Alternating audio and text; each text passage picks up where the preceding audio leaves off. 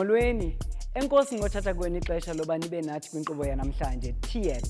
This is a show where we tear down the big question, why education?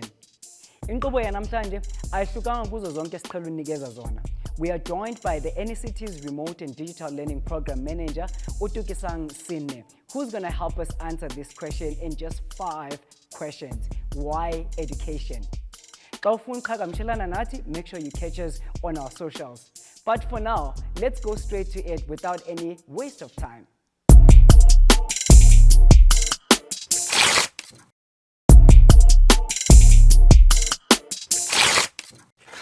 As promised, guys, today we're having a conversation with Tukisang Senne, who's going to be telling us more about education, what it means to him, his philosophy of education, but most importantly, later on, answering the big question, why education?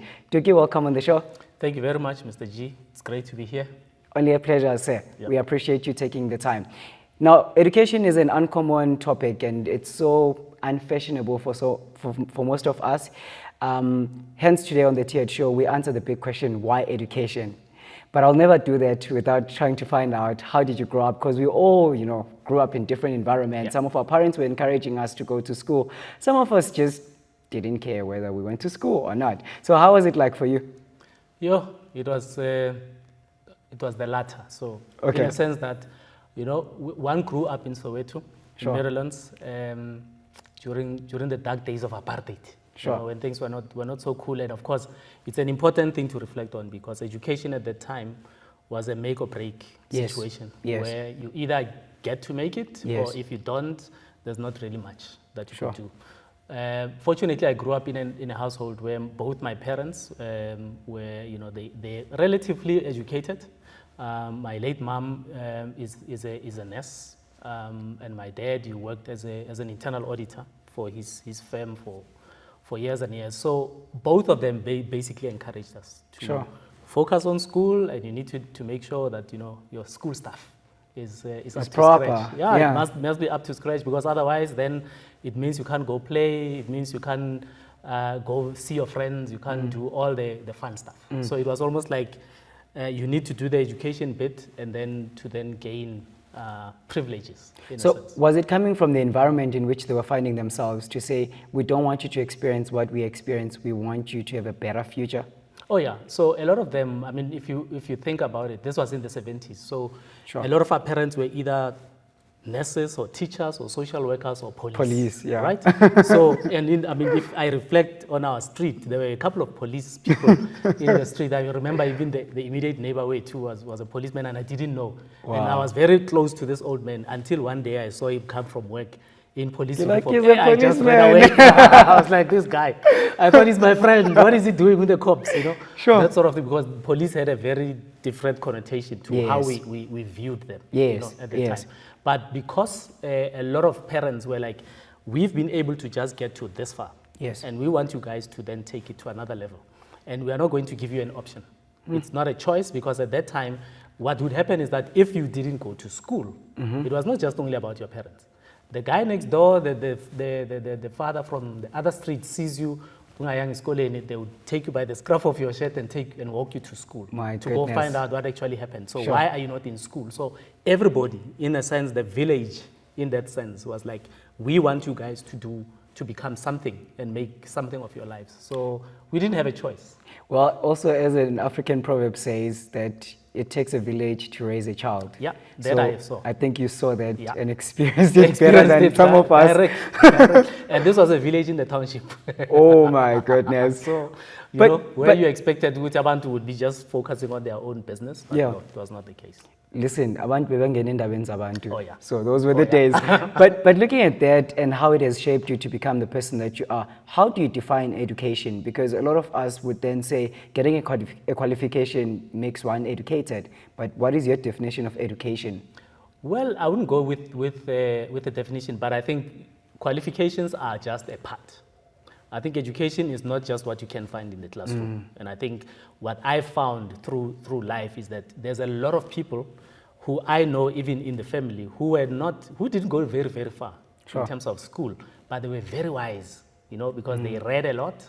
they made sure that they keep their minds, inquisitive and found out things and taught themselves to do stuff. And I mean, in those days, you had a lot of people who either had some form of profession, like I explained, the four most prominent ones, yes, or you had people who worked for themselves. So they either ran their own shops, they did a small business on an informal basis, or they fixed shoes, or they put in windows, whatever. But all those people ran business without having actually seen a business school class. Yeah. It's only because they went to the school of hard knocks, in a sense. So my belief is that, yes, education as in school plays a part in terms of just ensuring that, or AMA qualifications play a part in ensuring that somebody can consider themselves to be educated, but they are not the be and end all. Yes. I know a lot of people, even in this day and age, who are educated, but who are qualified to do stuff. But when you engage with them, it does not come through. Sure. So it's not just about what you learn in the classroom. It's about how you take what you learned and actually put it into practice. The application part. Yeah. So for me, it's more about the application than the actual theory you may have picked up in class. I hear you. As you would agree with me, COVID has hit hard, and especially at schools, there were a lot of disruptions. You from NECT then took it upon yourselves to start a remote and digital learning program. How did that come about? I know that a lot of organizations, were forced to accelerate their move into the digital space and to provide resources. How did that come about for NECT?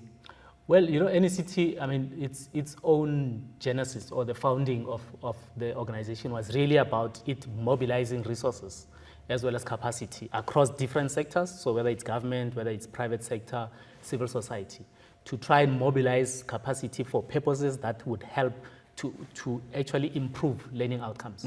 So when COVID hit, it was like a challenge exactly to the NECT, sure, because then their mandate is you need to support the department and the sector as a whole. So the remote and digital learning campaign came about as a response to saying this is one way by which the NECT can contribute towards supporting the department to deliver on public education and ensuring particularly that you can have what we call equitable quality learning for everybody. Yes. So whether somebody who says Lalini in the township or they are in a fancy school somewhere, they need to be able to have access to education across the board, because ultimately, if we don't do that, then it means you are basically taking the country backwards, not just from a health perspective because of COVID, but it means educationally people are moving backwards, and therefore it would have in time very negative repercussions. So what we then did as the NECT was to come up with a program to say, how do we best support the department to migrate to a large extent, because it's really about that. Migrate the way learning happens, migrate the way teaching happens, because now suddenly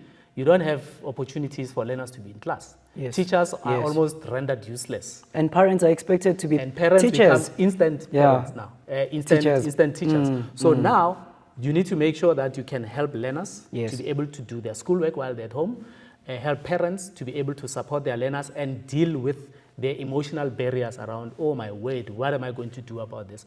Lomtana when's the science? I've never done science at so school. where do I turn? And then thirdly, for teachers who now suddenly have to deal with kids who ask them questions of things that they have not even taught them, and when the kids come back to school, they need to assess them on things they didn't even teach them.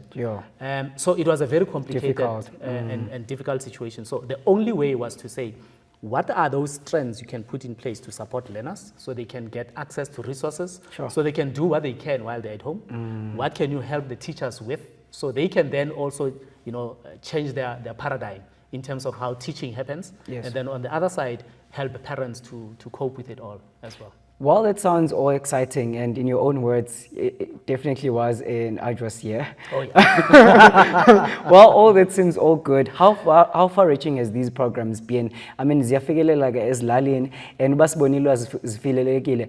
What has the response been? Okay, so I think they get to a lot of places, but to different degrees. Okay. Because you see, this is the challenge of the country.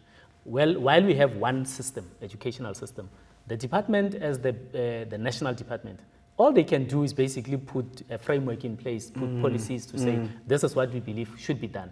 Ultimately, the work gets done through provinces, districts, and the schools. Yes. So what we've had to then maneuver as an organization is, how do you ensure that you take the cue from the national department, but you log into and hook into each of the provincial departments' e-learning as well as curriculum delivery directorates, so that they have access to those materials. They also are aware of what is being offered, because I mean this was done and it continues to be done on national television, on satellite television, on radio, on mobile apps and so forth. So how do they then get to understand as to where they can access? And then you depend on them then to play the advocacy role and to actually then do what we call the last mile, of ensuring that learners get these things in their environment. So we've seen varied applications. So there are certain provinces where the uptake has been quite tremendous, but there are other provinces where they still battle, only because the drivers who are at the district as well as at school levels might themselves be in a situation where the context does not allow them to be able to really work with digital resources. So that's a challenge that we still have to deal with as an organization, but as a country, I dare say as well. I hear you, and I think on what you just touched on, there's definitely been so many partners that have partnered with the NECT on this program. What is your urge to other partners, I mean different corporates? Because we saw last year almost every corporate wanted to support education, especially in the digital space. But come 2021, I think the enthusiasm just lessened and lessened. What would you say to urge other corporates and parties that are watching to say, how do you support educational initiatives such as these ones? I think what the corporates need to do is understand that education is like running a marathon. Okay. It's not just a sprint. So the emergency situation we had last year provided us with just cool opportunities to have lots of sprints, where everybody got in and brought in money, resources, and they galvanized support from everywhere, and there was like public goodwill from everywhere. Yes. But now, this year, I think everybody figured that things will be better. The country went to lower levels of restrictions, and so everybody expected that the situation is normalizing, and we almost then assumed because of that there's no more support required. Whereas we have a problem. Learners up to, like last year, some of them had up to 75% loss of learning and learning opportunities, which means a learner who, let's say, is going to Matrics next year, was in grade 10 in 2020, they lost out on up to 75% of their learning time. Then they get into grade 11 in 2021. They've got a gap to fill, but also learn new content for this year at the same time, which means they will not be able to complete. So they get into Matrics with almost 2 years or at least a year on average of learning loss. So it means for this learner, they're going to get out of school and go into higher education ill-prepared. But then with the other grades that come behind them, those learning losses will not be closed, at least for the next 5 to 7 years, which means we need concerted support and efforts from everybody to be able to assist these learners, particularly the ones that are coming through the schooling system. So it's a marathon. That's what I would say to corporates. So don't take the short game on this one. Take a very, take a longer term horizon on it and see it as an investment into the actual future. And think about it. If you then are able to get learners who get out of the schooling system and go, make something of themselves, then these same corporates can then benefit, hopefully from potentially good employees of the future. So they are, in a sense, having to cultivate their own employees of the future. So it is a win-win. Sure. While having so many programs like this and initiatives that people should be part of, what is still missing in our education system or in the sector as a whole, the education sector? I think the first, I would say, is equitable distribution of resources. So let's take from a remote and digital learning perspective. What COVID showed us was that a lot of our state-owned enterprises that are supposed to be delivering on connectivity have not done so. A lot of our mobile network operators who could have actually taken advantage to extend their infrastructure and ensure that everybody has access actually failed. And thirdly, what it then means is that you then, as a result, have pockets of areas like in the Western Cape, in Gauteng, in some parts of KZN, and maybe in the Free State, and a lot of metropolitan areas across the country, where a lot of those places, that's where learners would be able to access, have decent access to digital resources. But the further you move away from those centers, the worse off it gets. So it is actually exposing the fact that we are not, as a country, dealing with what we need to deal with as much as we should. Secondly, a lot of also what we are offering, even though it has really helped to close the gap, it's sadly still not learner, a lot of it is not learner-centered. Sure. What I mean is that we have not gone deeper to say, this learner, what is the best way by which they need to learn or they prefer to learn? You know, it's a learner of the 21st century. It's not a 19th century learner. No.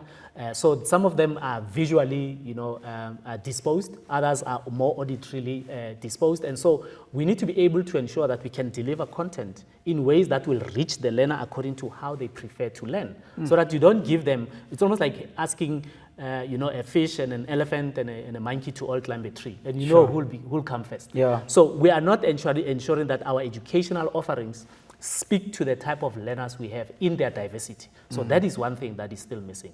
And I think what opportunity that then exists out of it with every, they say invention is necessity is the mother of invention. So because of the necessity for us to relook at the educational offerings, I think that's where the opportunity comes for innovation in terms of how you teach, in terms of how you create content, also in terms of how you assess learners as well, because it's a cycle.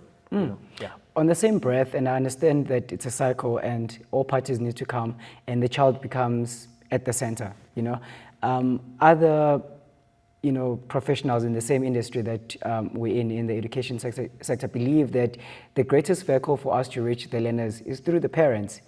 Would you say the parents play that biggest role, being the vehicle, or the teachers?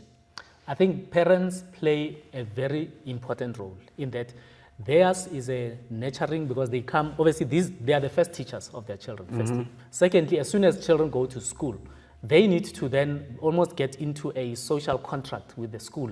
So if you are teacher Gensu and I'm Mr. Senne and I've got my son here who's at school, we need to be in partnership for me to understand as a parent, what is he learning, what is he not learning, what is he battling with, how can I help you in order to do your job better. Sure. What tends to happen, unfortunately, with the majority of our parents is a couple of things. One, they are either very superficially involved.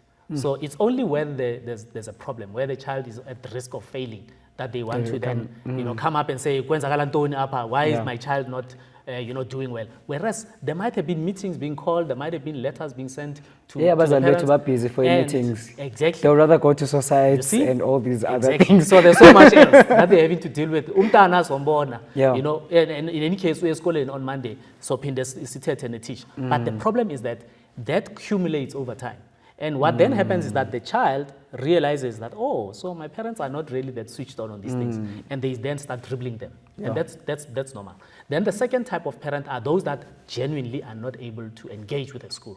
Because remember, we still have a migrant labor system in the country where parents may move from either a small village or a town and move to a bigger city to go seek employment.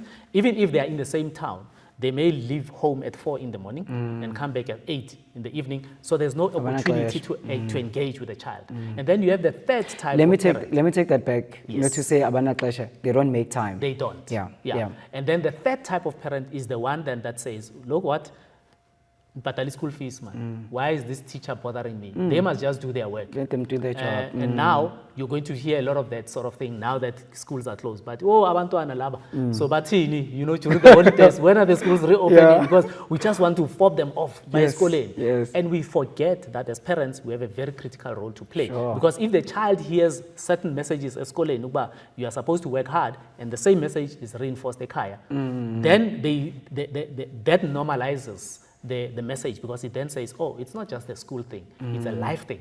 And I mean, I experienced it. Like I said to you, my parents were always on our case. You could never, ever have fun or do something that you prefer to do if you have not demonstrated that so-and-so seventh school. So it's like you need to, as a parent, you need to ensure Uba Umtana understands there are certain non-negotiables. Put parameters in place. They need to understand Uba there are certain areas that are not negotiable, and then of course you can play with others. So it's a partnership. It's a partnership. I like that. Well, Mr. Senne, ingxoxo yethu angeke iphele. Xa singathetha ngento zemfundo ixesha liqhatshwa yinja.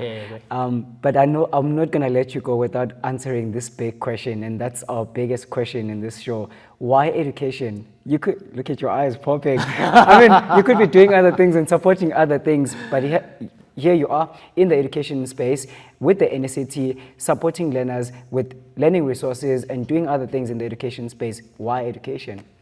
Well, I think it's because I understood it from my own growing up, that education is that platform that can actually help you. It's a springboard that can help you to propel your life. I love how you speak of education. Yeah. It's a marathon. Yes. Now it's a spring. Yes, it's a springboard. Oh, so look just at you. Just get onto that and jump onto another level. Yeah. And that's what it is. Yeah. But you need to be prepared to jump.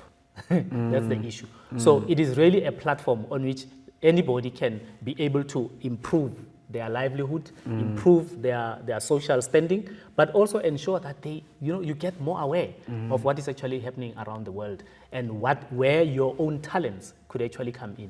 So the challenge that we have in the country, though, is that, and this is something I experienced even while I was studying, that there's so much focus on varsity, which is what then creates a problem for education in the country. What I mean by that is, learners come out of school now. We've got the matriculants who've just finished their exams. Yes. In January, they're going to be queuing and trying to get into higher education. And when you say higher education, uthetha universities. And yet, not all of them need to go and be academics, as in do social sciences and But then it and means there's more work that needs to be done. Yes. Yeah. But a lot of them could actually be steered towards entrepreneurship, where they basically just set up their own businesses, use their own creative juices, and get going. And that's education still. And then you've got also with the move towards what they term the fourth industrial revolution. Yes. You need learners who are technologically savvy. And you're not going to find that on a university campus largely. These are people that need to be able to code for certain things. While we're speaking here, we could be having holograms and other things. Yeah. But to code for that, you're not going to find it in a lecture room. You have to go to some other college or some other institution that can actually give you that. So I think what is key is for everybody to understand that while I said it's a springboard, you need to know in which direction do you want to actually jump. And so if you understand where your talents lie, where your abilities lie, then you can be able to identify the right space and move forward. And so what always challenged me is, how do I help learners who I interface with on different programs to be able to not only deal with today what they need to study, but to understand that this is for a bigger purpose. Sure. And so they need to identify that, and that's what drives me. I love what you're saying, and if it was not because of time, I would challenge you on some of the things that you're saying, because we all have different views of how education is, what education is, and how we should view education, especially in the 21st century. But unfortunately, we'll have it off air. That's okay. Thank you so much. Well, this is it from the Tiered Show with Tukisang Senne from the NECT's Remote and Digital Learning Program.